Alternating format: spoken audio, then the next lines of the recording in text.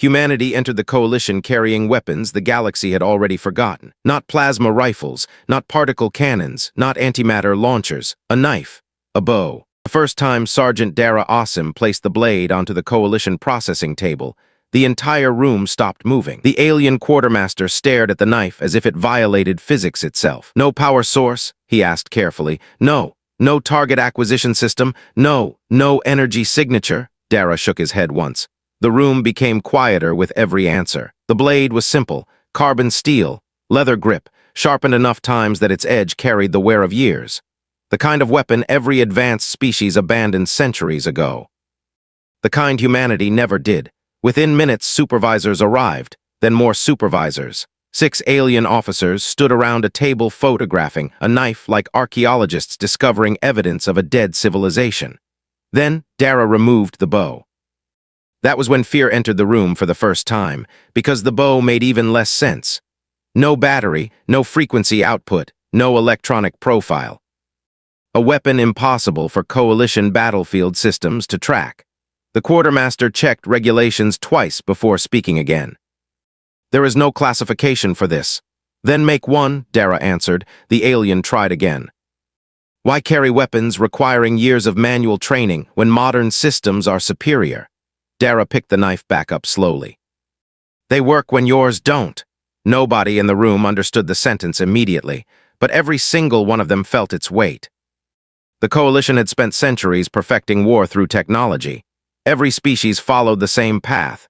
New weapons replaced old weapons, old tactics disappeared, old instincts faded. Everything became faster, cleaner, more efficient. Humanity was the only species that upgraded without forgetting.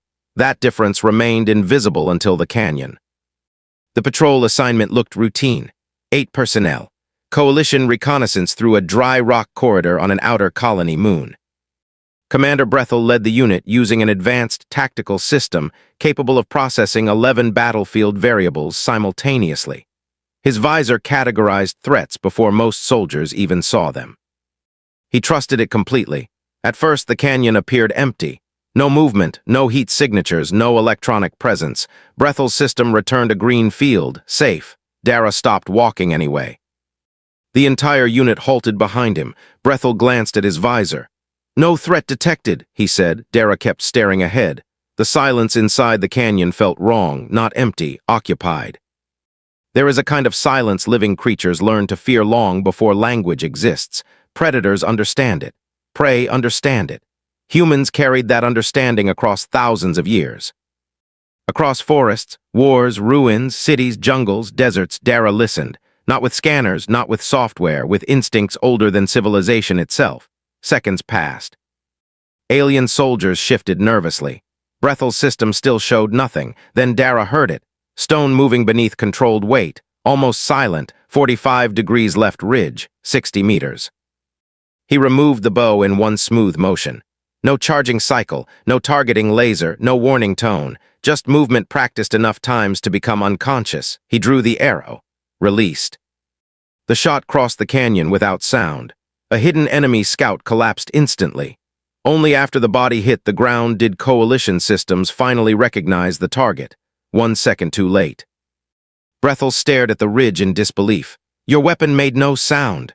Dara reached for another arrow calmly. She never does. That moment spread through coalition intelligence faster than any battlefield report in decades, because the problem was not the kill itself. The problem was what the kill meant. A human soldier detected a concealed enemy before military systems could identify it, using natural senses. Then neutralized the threat using a weapon impossible to jam, track, or electronically predict. For the first time in centuries, coalition strategists encountered something terrifying. A soldier operating outside technological warfare entirely. Enemy intelligence noticed too. Deep inside enemy command space, a strategist known as 7 times rebuilt replayed the canyon footage repeatedly. She watched the human stand motionless for 90 seconds. No sensors, no scans. No devices, just listening. Then she watched the arrow strike before any system detected danger. The implications were catastrophic. Every military doctrine in the galaxy depended on electronic warfare. Detection, signal control, tracking, jamming, prediction. Humans had quietly prepared for the failure of all of it. And worse, they had practiced. The enemy commander ordered a suppression operation immediately. Full electromagnetic collapse, disable coalition communications, blind battlefield sensors. Destroy targeting systems, shut down medical networks, erase every technological advantage at once. The attack succeeded perfectly. Lights failed, drone support vanished, weapons systems died. Coalition soldiers froze in confusion. Their battlefield infrastructure disappeared in seconds. Only one soldier kept moving normally. Dara, because nothing essential to him had changed. He reached for the knife automatically, not dramatically, not heroically. Like a man reaching for something he had carried so long it became part of his body, the enemy expected panic. Instead, they encountered humanity without technology. That was worse. The knife moved through darkness with horrifying efficiency. No wasted motion, no hesitation, no dependency on systems. The human fought like someone continuing an ancient conversation his species never stopped practicing. Enemy soldiers were trained for hand-to-hand combat. Dara existed beyond training. His movements were memory layered across generations. Survival passed from one human to another long before spaceflight existed. The enemy commander watched the engagement through an isolated drone feed untouched by coalition frequencies. At first, she believed numbers would overwhelm him. Then she noticed something deeply wrong.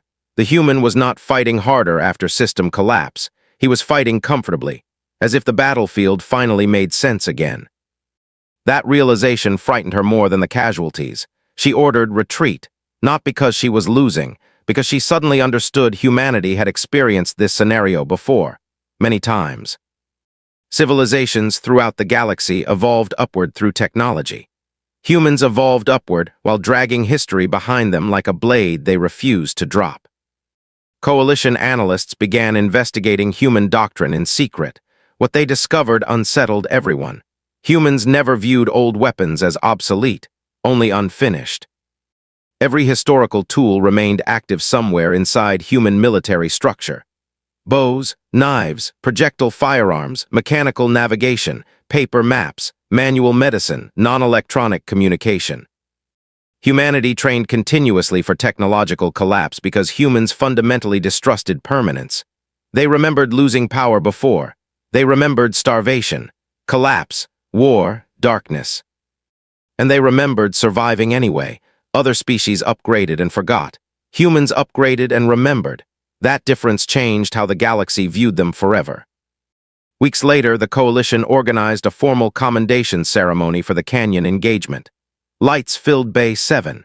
Alien officers gathered in dress uniforms. Official speeches praised tactical excellence, but nobody could stop staring at the knife resting on Dara's hip. Coalition systems still lacked a proper classification for it. Was it equipment? History, tradition, symbolism, threat? The answer somehow felt larger than all of those. Then Dara was asked to speak. He stood before hundreds of alien personnel carrying the bow across his back and the knife at his side. No podium, no prepared speech, just silence. Then he spoke. Every species here upgraded. The room listened carefully. You replaced old weapons with better ones. He nodded once. We did too. A pause, but we kept the old ones. Nobody moved. The station itself seemed quieter. Dara looked around the room slowly. You want to know why? His hand rested briefly against the knife. Because we remember what it felt like when those were all we had. The words landed harder than any military briefing. The knife was no longer just a weapon. It was proof. Proof humanity survived impossible centuries before joining the stars. Proof technology was an advantage, not an identity. Proof humans never trusted comfort enough to forget hardship. Dara finally drew the blade. Light slid across worn steel, smooth where generations of hands had carried it. Sharp where survival demanded it remain sharp. She still works, he said quietly. So she stays. Nobody applauded. The silence afterward was too heavy for applause. Somewhere deep inside Coalition intelligence archives, enemy tactical notes remained permanently flagged. One sentence repeated across multiple classified files. Do not engage humans during technological suppression. Another followed beneath it. Do not corner them. They survived being cornered long before they reached space. Years later, military academies across coalition worlds taught the Canyon encounter as the moment galactic warfare changed forever. Not because humans possessed superior technology, but because they proved something far more dangerous. Humanity could continue fighting after technology disappeared. That possibility terrified civilizations built entirely around systems. Alien commanders studied human tactics obsessively afterward. Many still misunderstood the lesson. The knife was never dangerous because it was sharp. The bow was never dangerous because it was silent. The dangerous part was the species carrying them, a species that remembered. A species that practiced survival so long it became instinct. A species that looked at civilization itself and quietly decided not to trust it completely. The galaxy spent centuries believing advancement meant abandoning the past. Humanity advanced while carrying the past forward beside them, not from nostalgia, not from sentiment, from experience. Because humans learned one brutal truth earlier than everyone else. Anything can fail. Power grids fail, governments fail, empires fail, machines fail. But survival only fails when people forget how. That understanding traveled with humanity into the stars hidden inside old steel and silent arrows. The Coalition eventually updated its operational classification database. Thousands of pages. Hundreds of new categories, dozens of tactical revisions. Only one entry remained unchanged. Operational classification still works. And somewhere aboard a distant station orbiting cold, empty worlds, a human soldier sat alone sharpening a knife older than alien civilization. Stone against steel. Slow, steady, patient. The sound carried softly through recycled air and metal corridors. Older than sensors, older than tactical systems, older than the Coalition itself. And every alien who heard that sound understood something they could never unknow again. Humanity did not survive because they had the best technology. Humanity survived because when everything else failed, they never forgot how to keep fighting. This has been Dark Galaxy Sci-Fi.